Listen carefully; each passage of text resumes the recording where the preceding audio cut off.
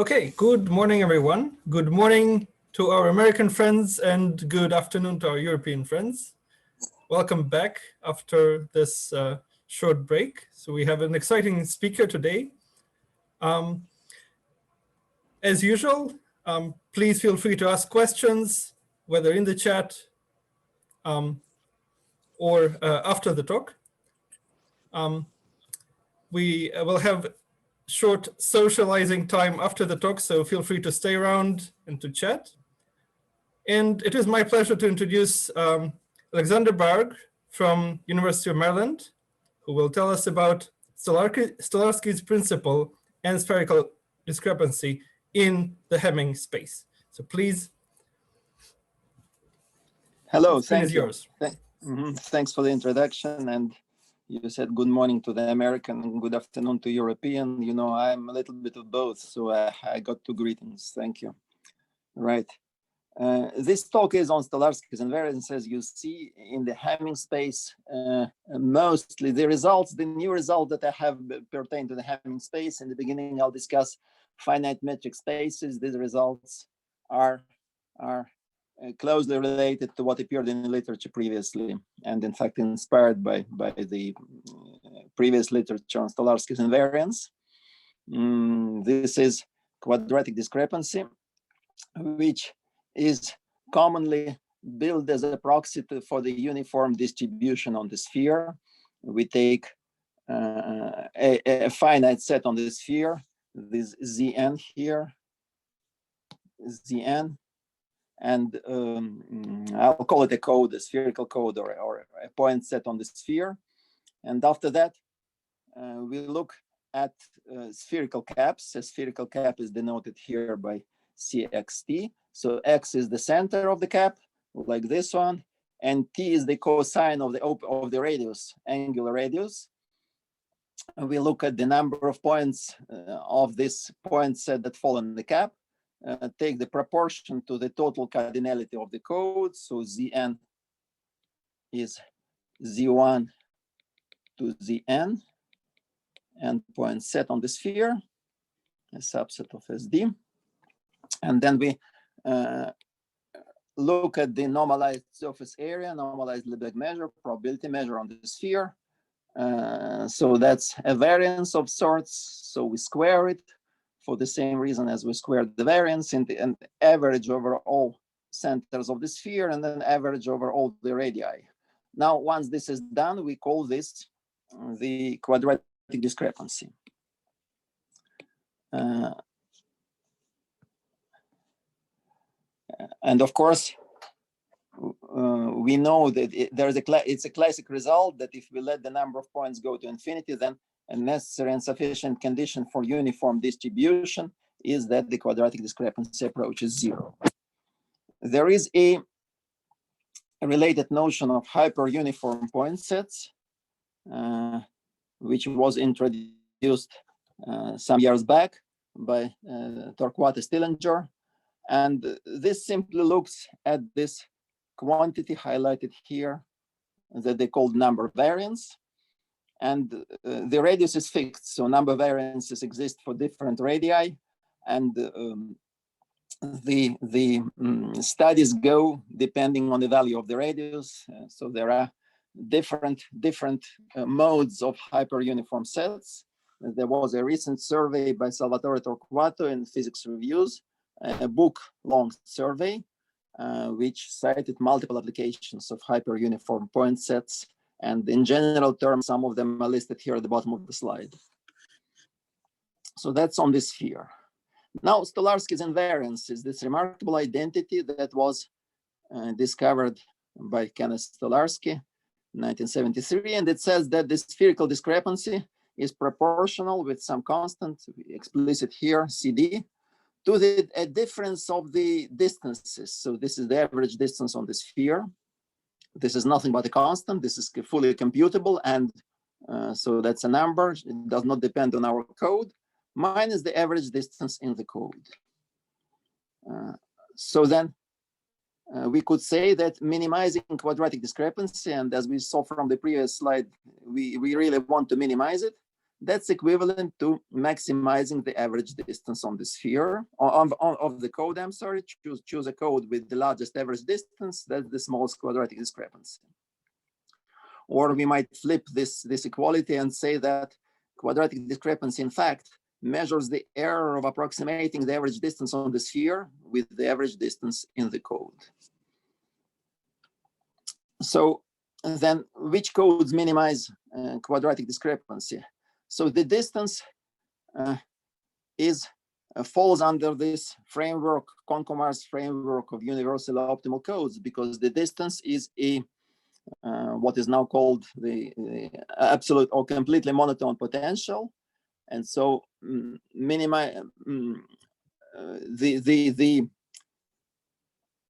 optimal, universally optimal codes are also minimizers of quadratic discrepancy. So this is an easy consequence of the general theory, and we wouldn't need to pursue this question separately on the sphere. This is not what happens on Hamming space, as we will see shortly. But in any event, so this is the state of the art, not the state of the art, this is the beginning, of course, of what happens on the sphere. For quadratic discrepancy, we know classical bounds, which I'm setting here just for reference purposes.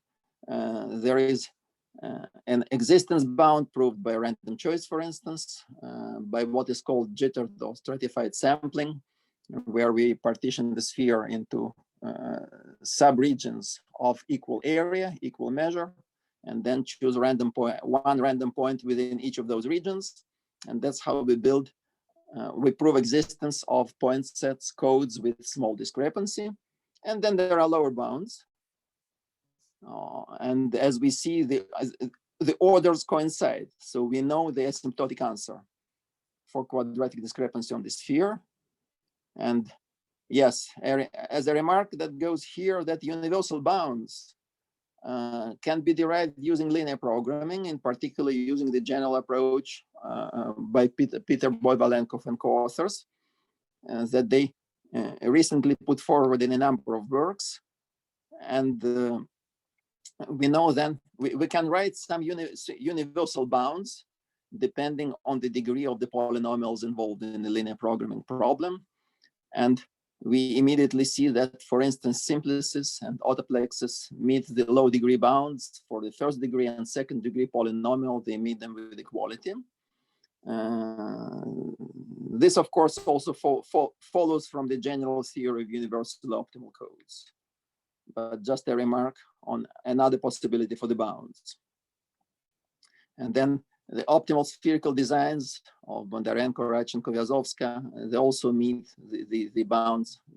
Asymptotically, they meet the bounds. It has been shown that the discrepancy behaves as shown here. And this result was published last year by Maxim Skriganov. So there are good point sets on the sphere, good sphere in terms of quadratic discrepancy. So what happens for finite spaces? Finite metric spaces. We now switch our attention to the main topic. This is finite spaces in general, and in a couple of slides, I'll switch to the Hamming space. Let us say we have X distances. It doesn't matter how we denote them, so let them be 0, 1 to n. Think a graph, and let Z be a code as before.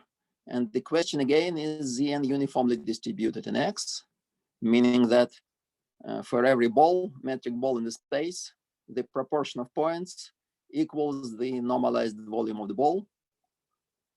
So everything as before. And as the proxy for that, let us introduce quadratic discrepancy. This definition is modeled on what was done previously. And so we can go over it. There is nothing really particularly mysterious about this. We look at the average, not the average, I'm sorry. We look at the proportion of points of the code in the ball, subtract the normalized cardinality, which is this volume here, square it. Well, square root will be canceled later. And then we call this quadratic discrepancy. of the code in the finite metric space. Stolarski's invariance, right? I should say that I started to work on this after reading a few papers, but my main motivations came from the works by Bilik Daimatske, that was a couple of years back, constructive approximation, very clear, and from my point of view, not only illuminating, but an inspiring paper. So I thought, and the other work was by one of the papers by Maxim Skriganov, the Stolarski's invariance for two-point homogeneous spaces, which came in several variants if you look at various preprints and so forth. So I thought, I know that those two-point homogeneous spaces have many features in common. And so why wouldn't I look, and I know binary, why wouldn't I look what happens in binary? And so that's how this work came into existence. Stolarski's invariance, we get this very quickly, and this is implicit in the cited papers, and what I did, I just wrote it out explicitly. Now, a distinguishing feature here is that we don't get the sum of this, the average distance. What we get instead is something different, and this something different is expressed by this kernel on the space.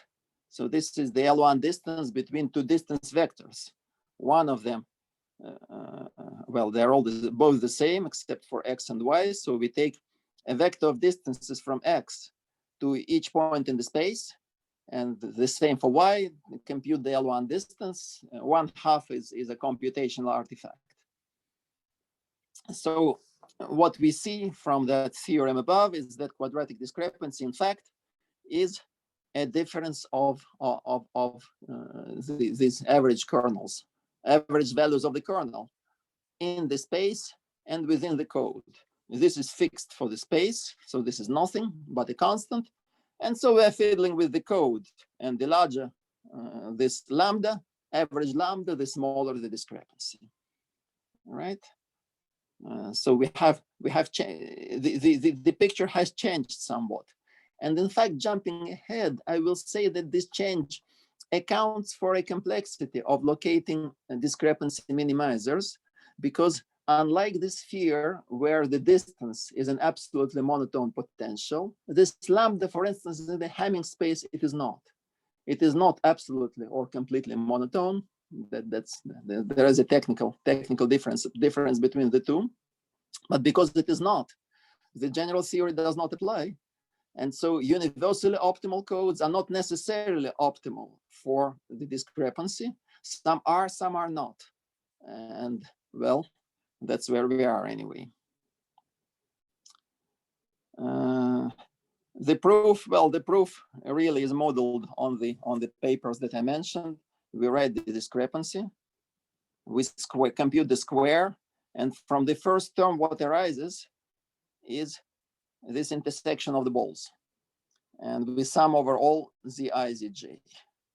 After that, we need to average on t, and a clever idea is to take this averaging on t inside the sum, because once we write this sum on t, postponing summation on I and j, then we get what happens on the right, and this kernel lambda emerges as a result of this computation.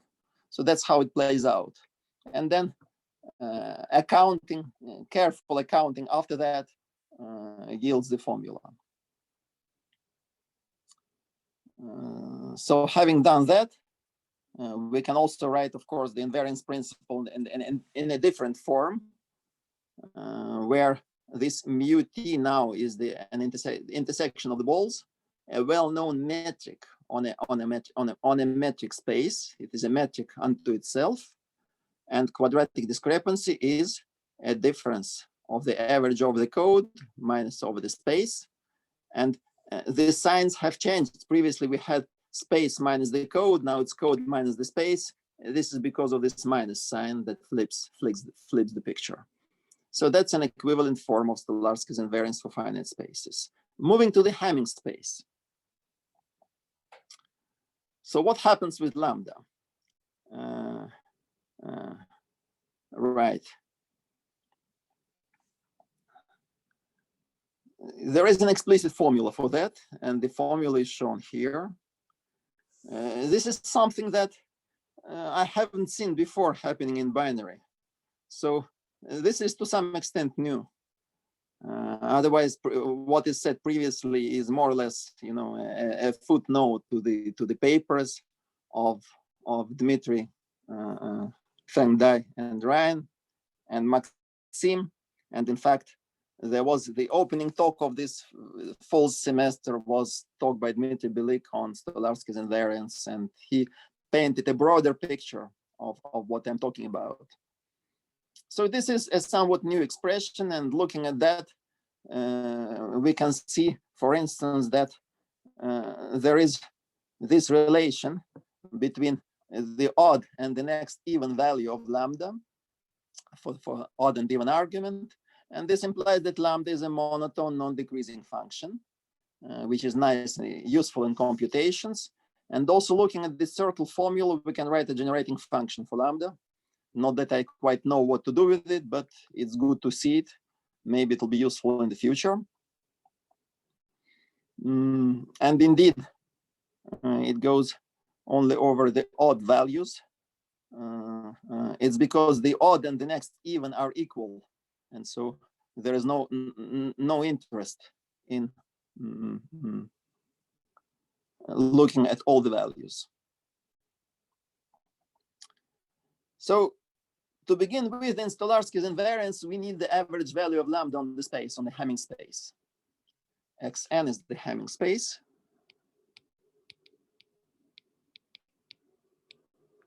And we look at the distance. So the kernel is radial. It only depends on the distance. We sum over all the points in the space, average, not average, but divide out the squared cardinality of the space, and look at what happens. So we write this, assembling this by the values of the distance, and then we write the definition of lambda, and then we look at this formula and we say, it's unlikely that that has a closed expression. That's what I thought in any event. But in fact, it does. And the closed form expression is written here. And well, how do you find it? Because, operating with these integral parts in binomial coefficients is often a pain. But there is a trick, and the trick is to go back to the kernel mu. And once we go there, this expression emerges. Not that this is particularly illuminating, but I didn't know that, but it has a closed form expression. How does one find that? Well, one goes to the online encyclopedia of integer sequences, right?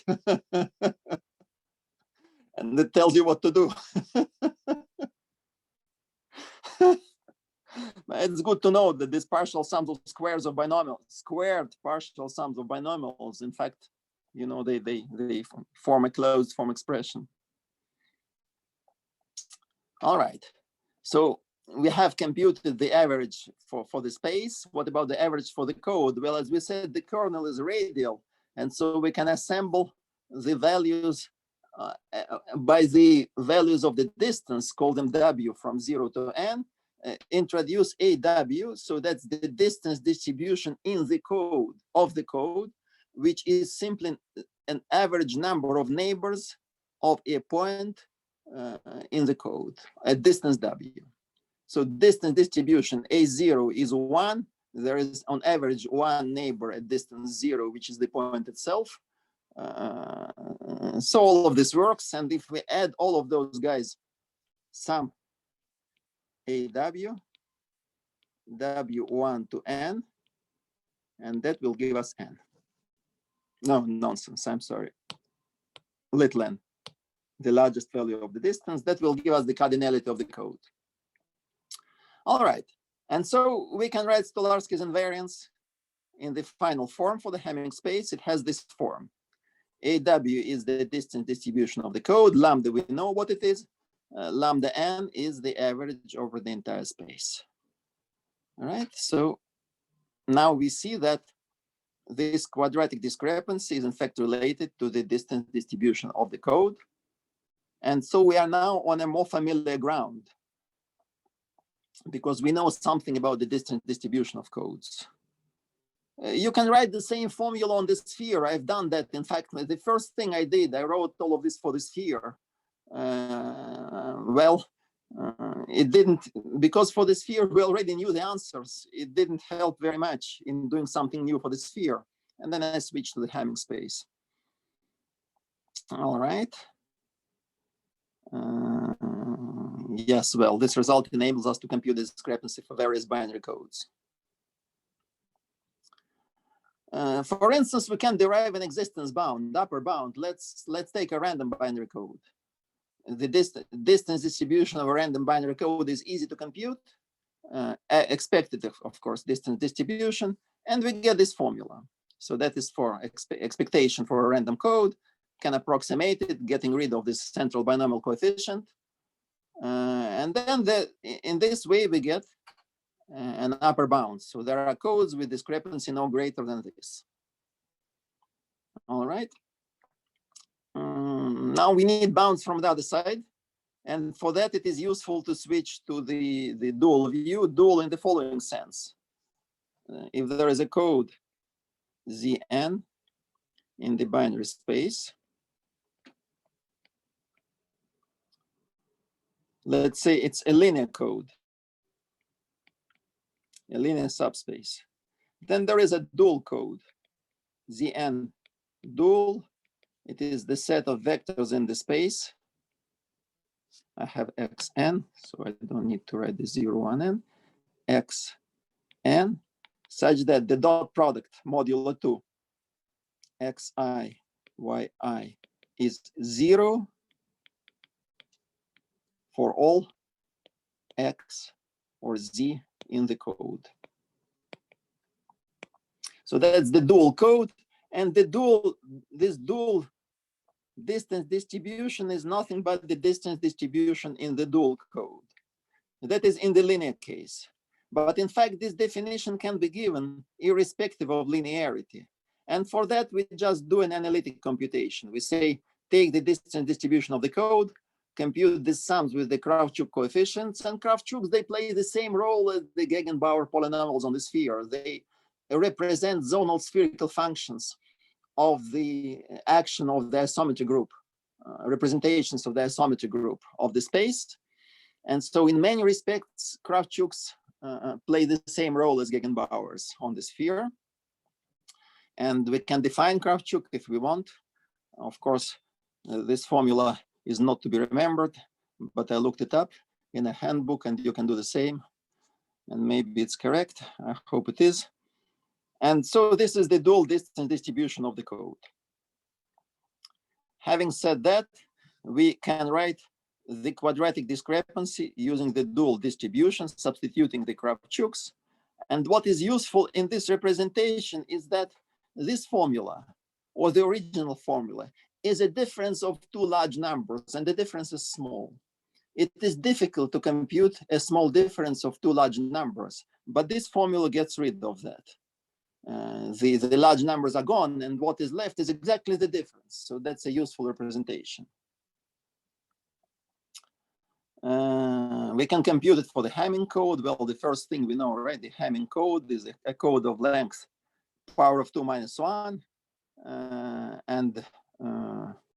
Well, let me not define it. Everybody knows the Hamming code. And the discrepancy has this form. We can approximate it. And to see if this is good or bad, let's compute with the average distance distribution on the sphere. The average discrepancy on the Hamming space. And as we see, the discrepancy for the Hamming is much smaller than the average. So this suggests something. It's a good code in terms of discrepancy. And in fact, we shall see not only that it is good, but it is a minimizer of the discrepancy. And for comparison, let's look at the dual code of the Hamming code, dual just defined on the previous page. And we see that this dual is not so good. In fact, this discrepancy is close to the average. And the numbers are so big that I had to scale them by 2 to the minus n. Otherwise, they wouldn't fit here on the slide. So the dual code is not, it doesn't have a small discrepancy.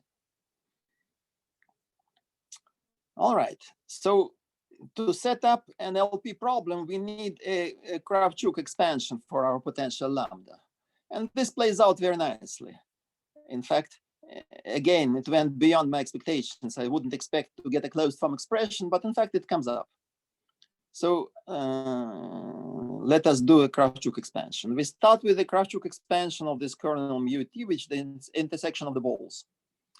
Intersection of the balls can be expressed via the characteristic function indicator of the interval 0 to t, of course, in a trivial way shown here, because if the distance xz is less than or equal to t, then the point falls in the ball, and so this indicator is 1, and the same for the other one, and if they multiply to 1, then the point falls in the intersection, right?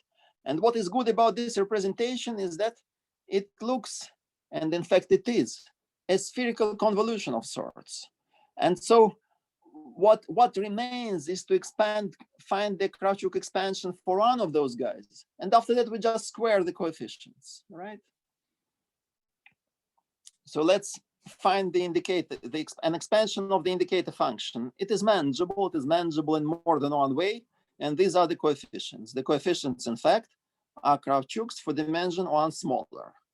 And there are several ways of doing that. Initially, I did that just by using general tools, the Rodriguez type formula for Kravchuk. This is doable because Rodriguez works very well if you need to integrate an orthogonal polynomial together with its own measure on a segment.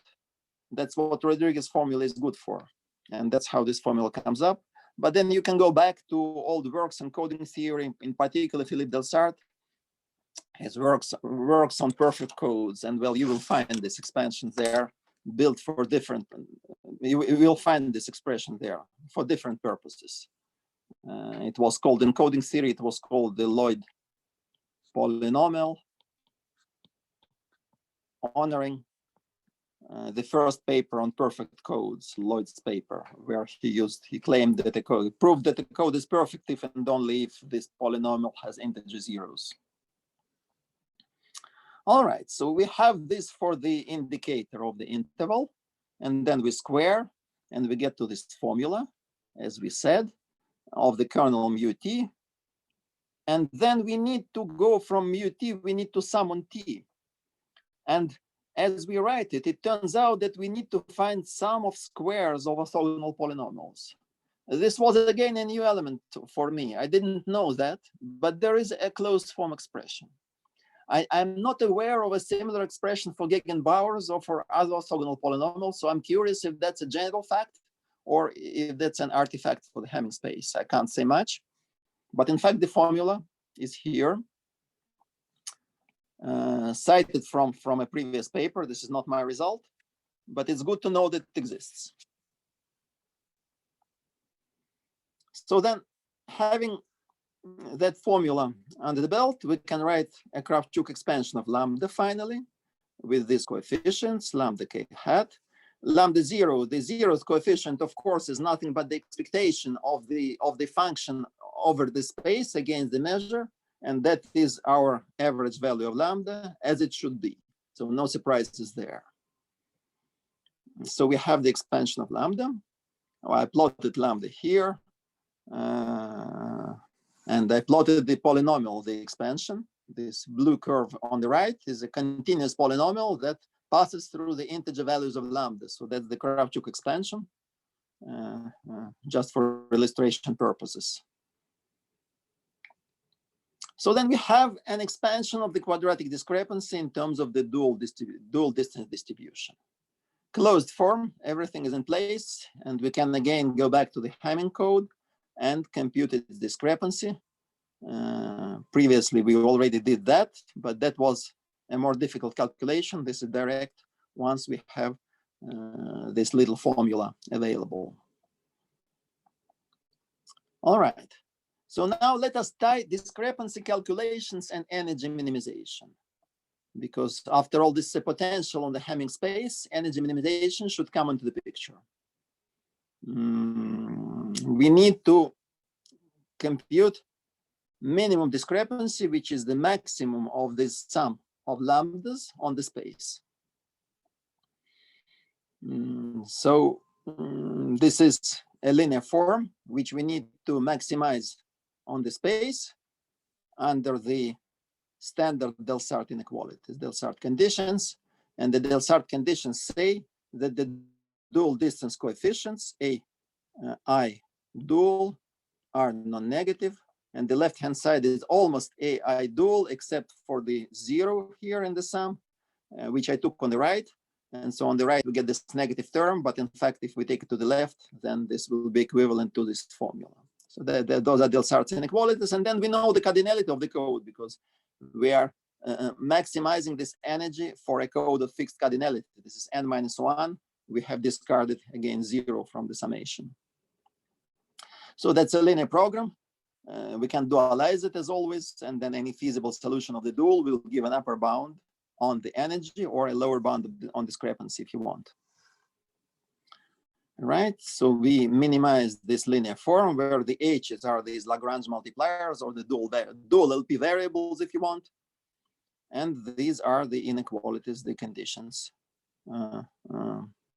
that constrain our problem. So any feasible solution gives an upper bound on energy, lower bound on discrepancy. We can form a proposition which says that any polynomial, so we can look at this thing as a polynomial represented by its Kravchuk coefficients, and then any polynomial on 0 and 1n with non-negative coefficients for all k. We don't care about the constant term. And there are conditions on the codes distribution. So if this happens, then the energy is bounded by the value at 0 minus n times the zeroth Fourier coefficient.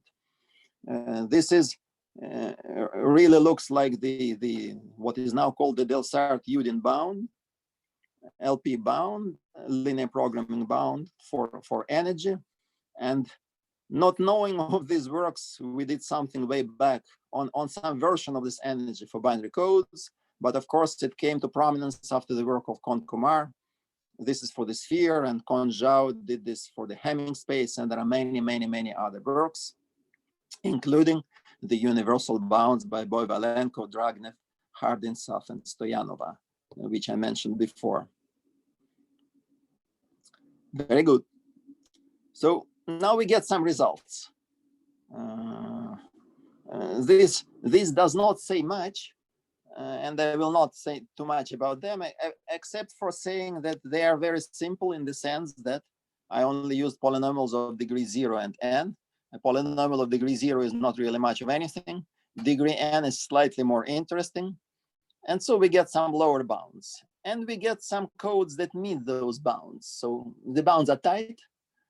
And as we said, it is difficult to find a feasible polynomial, a test function for this LP problem, because the standard Levenstein or the Delsart-Udin or the Kohn-Kumar or the Boyvalenkov and co-authors formalism, it doesn't apply, simply because we lose completely monotone.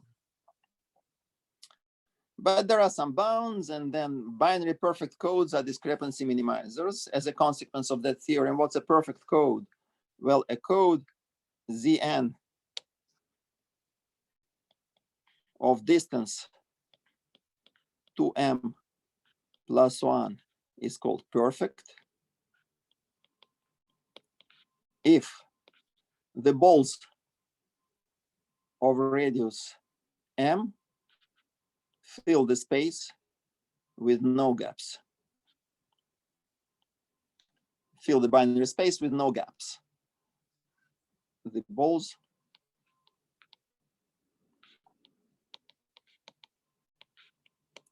space, the Hamming space with no gaps.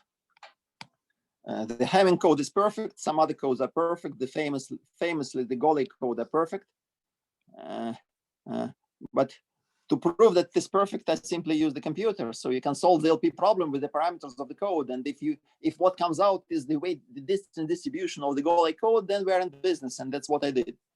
And all the other examples, they were obtained, most other examples by computer, some still fit the bound. But it gives rise to some conjectures about this infinite families of discrepancy minimizers, which I haven't been able to prove so far.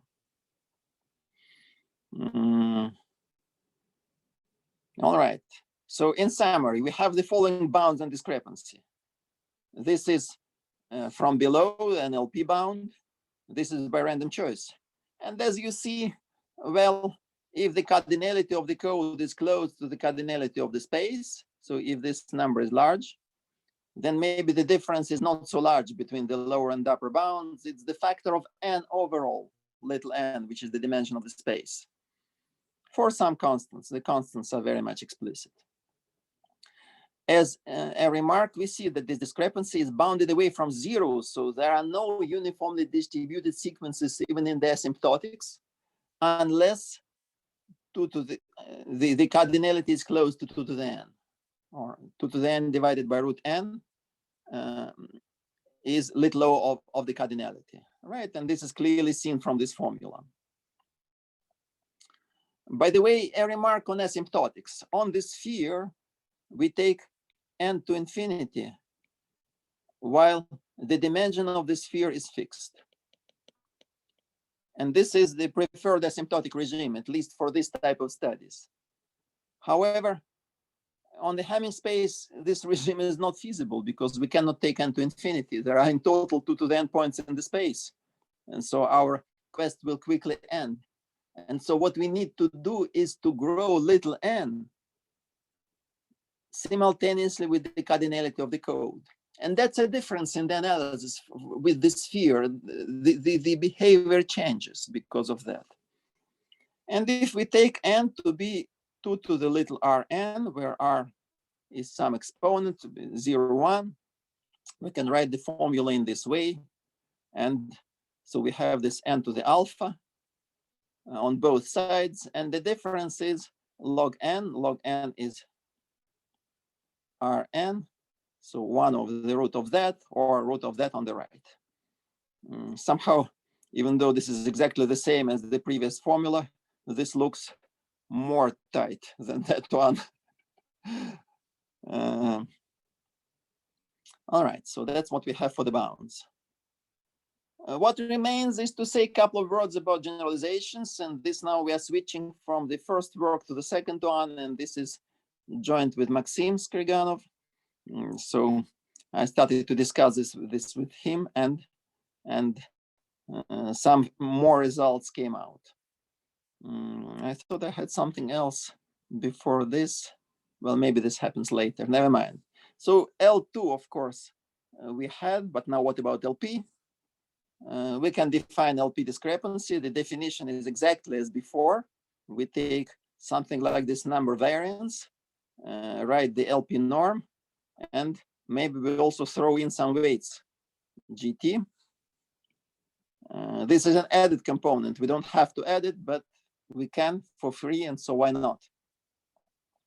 And of course, LP discrepancies have been considered earlier, not only in Maxim's paper, but this is in the context of spherical sets and in the language and following the line of thought close to my discussion here. But of course, LP discrepancies appear left and right. So there are some results for that, and the idea is we represent this LP discrepancy as a sum of zero mean independent random variables, and then we use some Hinchin type inequalities, Marcinkiewicz Zygmunt, for the pth moment of the sum of independent random variables, and we get some bounds of this form. Let me just flash them because I don't have too many insights. But this is doable. Now, hemispheres. This is interesting. So as we said before, this number variance fixed a radius t on the sphere of the spherical cap and considered it for a fixed radius. In particular, what if t is a hemisphere. So the cosine is 0. So the angle is the opening of the sphere is of the spherical cap is 90 degrees. We get half a sphere, and it was considered in a number of papers previously for spherical. And why wouldn't we consider this on the Hamming space? Also LP discrepancies for hemispheres. So we now take the odd length so that the balls of radius quote unquote n over 2 fill the space and don't intersect. All right, this is convenient.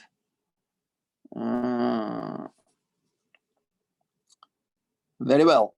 Having said that, we define this LP discrepancy, and we have some results for that. Namely, we have an exact answer for codes of even cardinality. The exact answer is this dp can be 0. And it happens for subsets for codes that consist of k pairs of diametrically opposite points. And if we take a particular case LP p equal to 2, then this condition in fact is necessary and sufficient. So the d2 equals 0 if and only if a code is of this form. For odd cardinality, well, for odd cardinality, we don't have an exact result. We have a sufficient condition for equality, but not a necessary one. And there is some lower bound. Weighted invariance. Well, weighted invariance, this is something I wanted to say before this LP, but this slide got interposed. Let me not mention that. That's not so important. This is going back to the Hamming space, to L2. We can add weights in this definition of discrepancy, and we can change the kernel accordingly to account for the weights. And we can write the invariance principle. But this is a simple extension of what we said before. Let me comment on an ongoing work with my student, Madhura Patigama, and that is on probabilistic potential, quote unquote. So this follows recent considerations in a number of papers, again, familiar to this audience, when the interest was in minimizing the frame potential on the sphere. And once that is done, we can also switch to the probabilistic context. Let us say there is not a code, but there is a measure on the space. So which measures minimize the energy. What happens on the Hamming space if we try this out? Well, let us take a radial potential, V, such as lambda or some other, it doesn't matter. Let P be a probability vector on the space, measure if you want. Consider the energy written as shown here. That is the energy of P. And there is a little theorem that comes with it. It says that the uniform distribution is the minimizer of the energy for this potential if and only if the potential is negative definite, meaning that the Fourier-Kravchuk coefficients are non-positive up to an additive constant. So we allow for the zeros term to behave as it wants. And in fact, the familiar potentials are such. For instance, what about the Hamming distance? So we write the Kravchuk expansion of the Hamming distance. V of D is D. So that's the matrix of distances. The distance is, of course, written as this Fourier series, if you want, with the constant polynomial and the linear polynomial. And those are the coefficients. So this is the zeroth coefficient, and then the first coefficient is negative. So the potential is negative definite according to our definition. And so the uniform distribution is a minimizer. Lambda is also negative definite potential because the coefficients starting with 1 are negative. And in fact, This connects to the eigenvalues of the Hamming association scheme of the Bose-Messner algebra, because as it turns out, the Krautchuk coefficients are nothing but the eigenvalues of the algebra. Sorry, I take it back. They are not the eigenvalues, they are related to the eigenvalues of the algebra. And well, that's where it stops for the moment. And in the end, I'll just summarize the talk saying that, well, previously we looked only at connected spaces, such as the sphere and projected spaces, a real complex quaternionic if you want, and analytic tools from specific to those spaces worked for estimating discrepancy. Now we switch to finite spaces, and it calls for different technique. Combinatorial, well, of sorts, as we discussed, and some of the results for the Hamming, I don't see direct analogs in the continuous case. So the paths have diverged to some extent, but it calls for a number of open there is a number of open problems. It calls for new studies. For instance, what are necessary and sufficient conditions for discrepancy minimizer in the Hamming space? Well, can we classify them? Let us look at other distance transitive finite metric spaces. A well-known example is the so-called Johnson space. Johnson association scheme is a subset of the Hamming space formed of vectors, all vectors of a fixed Hamming weight. Vectors with W1s and minus W0. So Johnson space comes with this parameter W. And there is a well-developed theory, this harmonic analysis on the Johnson space going back to the 1970s. The Hahn polynomials comes up there instead of Krautchuk polynomials and so forth. What are discrepancy minimizers there? I don't know at this point. Applications, well, if you write a grant proposal, this could be useful. But maybe even beyond that. In fact, let me say this here. I'm a little bit apprehensive of saying this loudly, but I will. So it has been said many times that discrepancy is a proxy for the uniform distribution. How do you quantify the distance to the uniform distribution given a discrepancy? I think that's a valid question, and I'm not quite sure what to say in response. All right, and so this could be a path to applications. De-randomize randomized algorithms, or reduce the number of random bits. I guess that's it, right? Yeah, I don't have anything else to say. So this is the end. Thanks so much for your attention. Thank you. Thank you.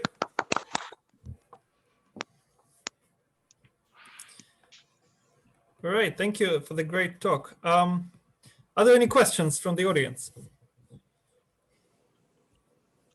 Well, I know that this is somewhat sideways from the main topic of this seminar. And in fact, Dmitry has summarized this in broad strokes way before me. And so maybe, you know, there aren't as many questions because the ground is somewhat unfamiliar. I didn't get to this. I wanted to mention your result in my talk, but I just had too many slides and didn't get to it.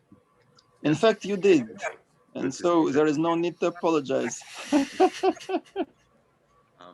So I have a quick question. So we briefly discussed it a while ago. So how much of this do you think will transfer to the p-adic Hamming cube instead of p-adic?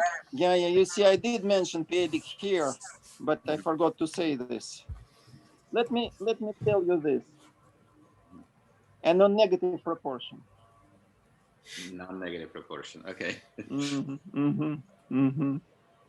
No, non-negative is stupid. I'm sorry. I wanted to say bounded away from zero. Bounded away from. Okay. Yes. Okay. But I remember you said that closed form expressions are hard to get, right? Yes. Yes. Okay, and this last theorem that you stated about the minimizing measures, Um, so by the way, are you minimizing or maximizing here the measure? Indeed. I did send some note to you. What did I write there? I don't remember. I can look it up. Yeah, but no, but I see. Yeah, it's one of the two. It's yeah, it's fine. It's one of the two, obviously, right? Right. Maybe. Yeah. Maybe. So my question is, does this easily generalize to the p-adic Hamming cube? I'm pretty sure it should, but in a sense it does. In a sense it does, because you see the only thing that we use, in fact, are the eigenvalues of the association scheme. And the association scheme is in place. And so I don't see major obstacles, but it may require some calculations. But I don't know. You see, I'm a bit apprehensive to feed this to the student, because he's getting a degree in electrical engineering, and this, doesn't quite collaborate. I see. Okay. All right. So for this probabilistic potential, if you restrict the cardinality, do you get universally optimal codes? Universally, in what sense? Well, I mean, do you get the same codes? Do you get the usual suspects? Okay, I don't know what the universally optimal codes in Hamming space are, but do you get the usual, say, Golay, and do you get all the usual suspects? No, you don't. At least not for discrepancy, obviously, because we need this complete monotonicity, which is yeah, but for this, for probabilistic potential specifically, for this problem, for this slide. I can tell you this, that this translates to codes. From the entire space. We can go to codes because of this quotient, the eigenvalue interlacing theorem. So the first step has been done, but I don't know a complete answer. I don't know. Maybe this is something I need to think of. I'm not sure.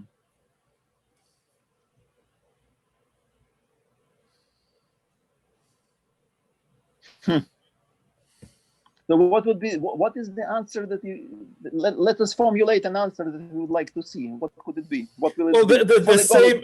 The same codes that Kohn and what's the other? Kohn and Zhao obtain, yeah. They do what? Well, they minimize completely monotone energy with completely monotone kernel. Well, where is probabilistic? How does that relate to probabilistic? That we already know. That is Kohn and Zhao's theorem.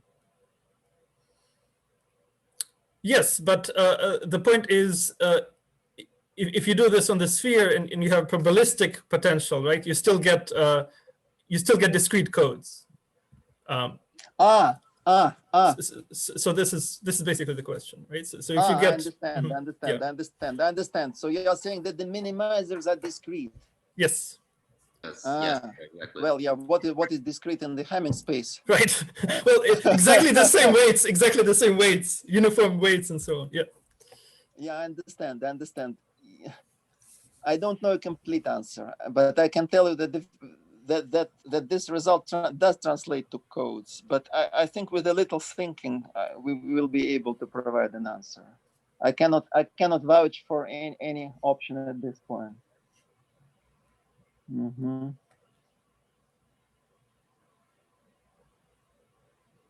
Could be. So yeah, two things indeed: p-adic and this universally optimal codes. I was a little bit overwhelmed by teaching the last month, or maybe a couple of months, and yeah, didn't do as much as I wanted to do. As all of us were, I believe. All of us, definitely all of us. Yeah, I apologize. I haven't responded to your emails, and that's also that's okay. That's okay. Look, everyone is busy, and so was I. And every day you think today we'll do something useful, but then the day flies by, and yeah, nothing useful.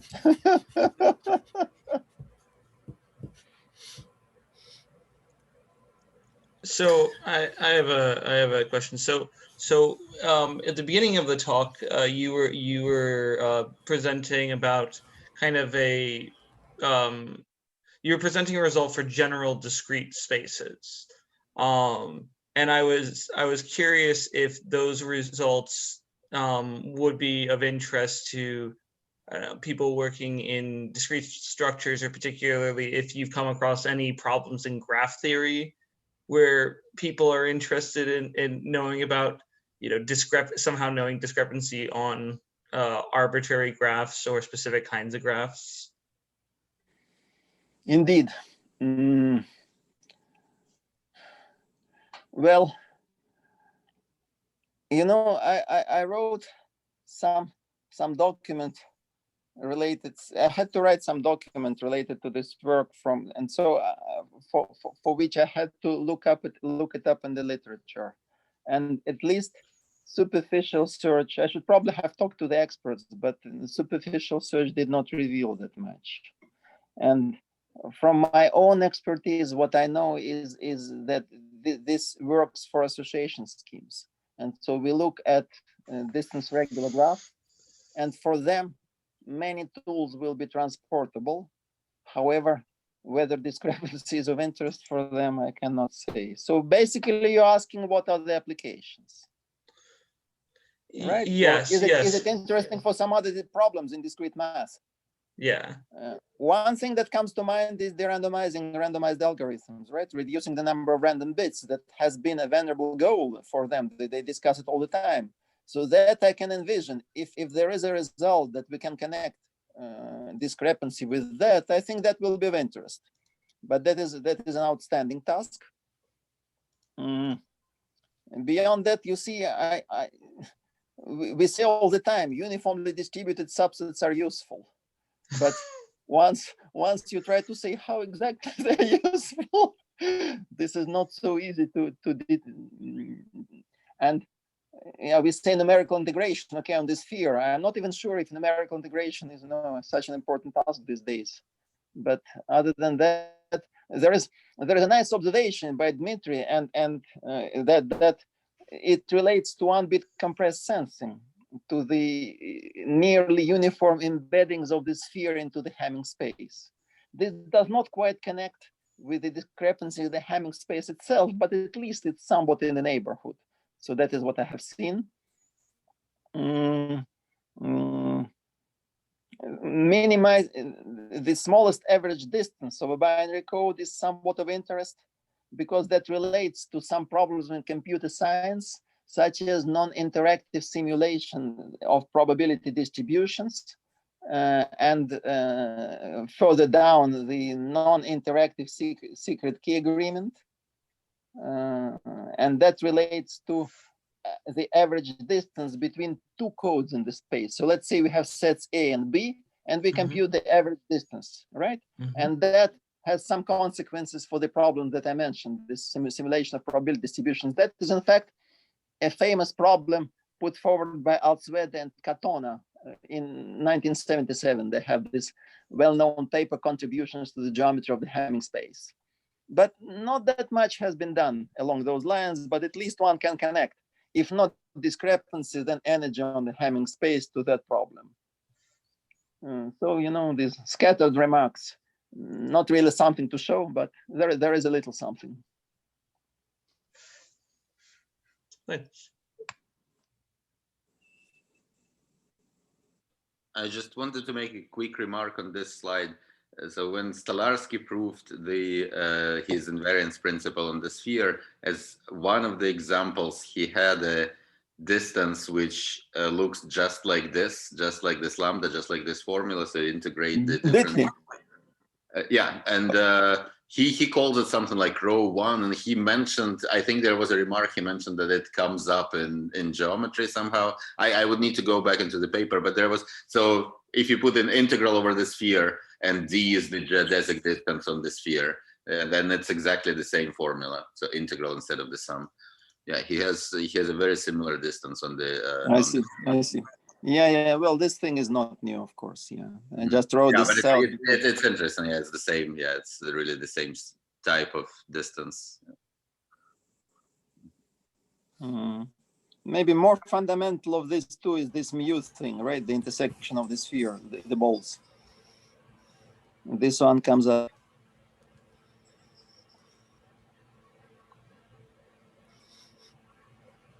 Do you have hope that with some of the weights you can recover the actual Hamming distance, or you think that not? I remember you told me, I think Maxime thinks that yes, and you thought that no.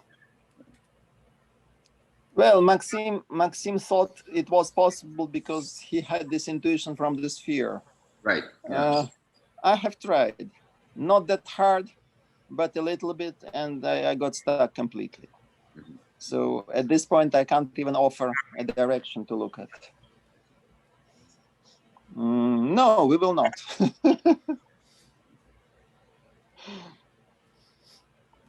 With some of the weights recover the Hamming distance, no. Well, difficult to say, you see. At this point, it doesn't look hopeful. I'm not hopeful. Mhm.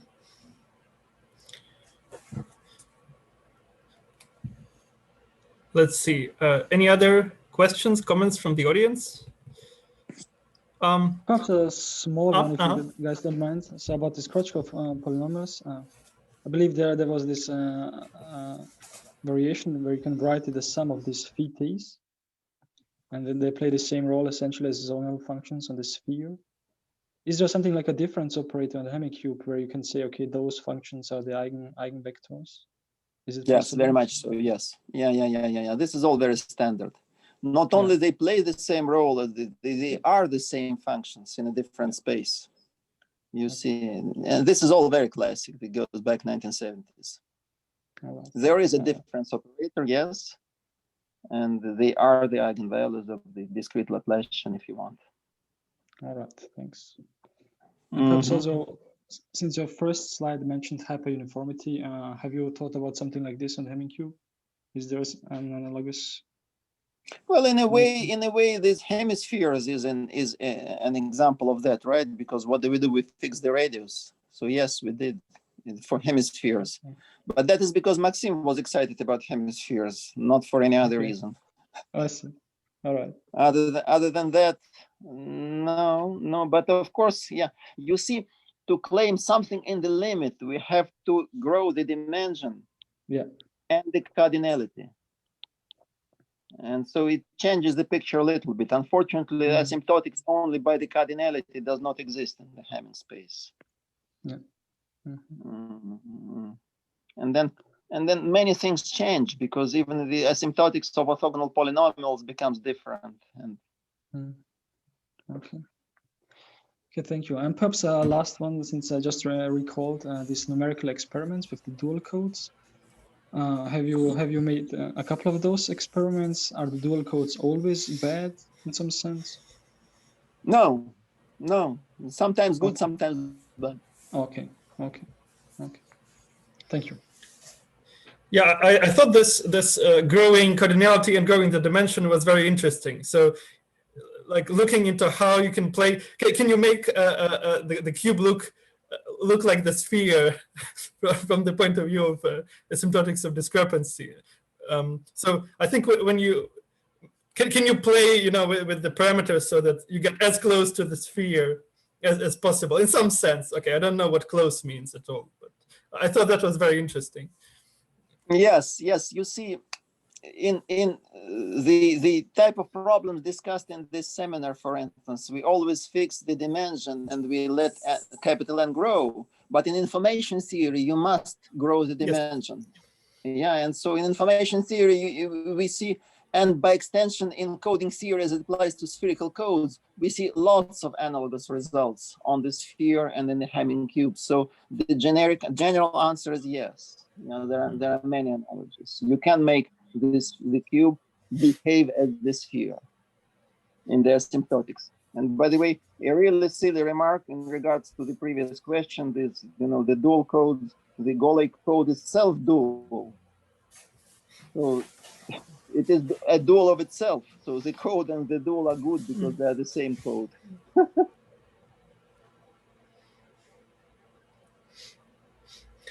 All right, thank you very much. Yeah, sorry, go ahead. Sorry, just one more remark. Yeah, it's interesting that somehow on the sphere, I didn't see a lot of papers where people studied what happens as the dimension also goes to infinity. So for the discrepancy in the unit cube, this is quite known, and this people from information-based complexity work on these type of problems. There was a presentation in the seminar by Michel Mastroianni a few weeks ago on this bound for the discrepancy in high dimensions in the cube. But somehow people didn't do this on the sphere. I don't think I've seen analogous results on the sphere. They can probably be extended from the cube, basically a VC dimension argument, but right, it's yeah, I don't think it has been done. I haven't seen it in the literature. It's interesting. Not in the context of these problems. Very much so, yes, in information theory. Sure, yeah. Yeah, but I mean for the sphere, for the Euclidean sphere, I haven't, the people who do discrepancy and energy, I haven't seen estimates when the dimension grows. Yeah, that's a good point. It would be interesting to look at it. The asymptotics of Gegenbauer polynomial changes very much so, because if you go to classic books, the dimension is fixed and we grow the degree without the limit. But yeah, we need to grow both the dimension and the degree. And this Kabatansky-Levenstein was derived exactly in that context. Mm-hmm. Right. Okay. Sasha, thank you very much for the nice talk. I want to comment on the asymptotics for the Crouch polynomials. There are actually 3 different cases. You wrote n is e is 2 to a power r little n, I think. And depending on that r, you know, and that's in Levenstein's work as well, you know, we have distinct situations. And of course, that's also the reason why things are more difficult for discrete orthogonal polynomials. Yes. Yeah, very much so, yes. Yeah, so when we have this 2 to the Rn, there is this, for instance, there is a simple expression of Calais lineal that we've been using in information theory for a long while, this exponential representation of Kravchuk, but there are more refined results, of course.